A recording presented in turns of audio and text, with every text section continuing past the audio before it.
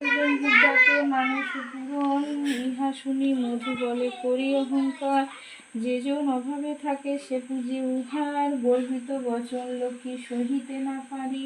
ছন্ন ছাড়া করি তারে ফেরাই বাড়ি বাড়ি, বহুকাল পথে পথে ঘুরাইয়া পড়ে, উপনীত করাইলা বৃদ্ধে সে দ্বারে।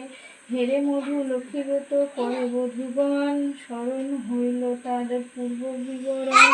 বুঝিল করিলা কেন এ ঘোর বিপাকে, অহংকার দোষে লক্ষ্মী তেজিলেন মুখে। গলে বস্ত্র দিয়া মধু বলে মা কমলে, দিন জনে রাজ্য পায় তব কৃপা বলে। এই রূপে মাকে ডাকি ভক্তিযুক্ত মনে, একাগ্র হইয়া মধু প্রণামিলা স্থানে। মনে মনে ভাবে মধু লক্ষ্মীব্রত সার, গৃহেতে আসিয়া পূজে প্রতি গুরুবার। ফোন করতে হবে। এই রূপে মর্তলোকে ব্রতের প্রচার, মনে রেখো পৃথিবীতে লক্ষ্মীব্রত সার।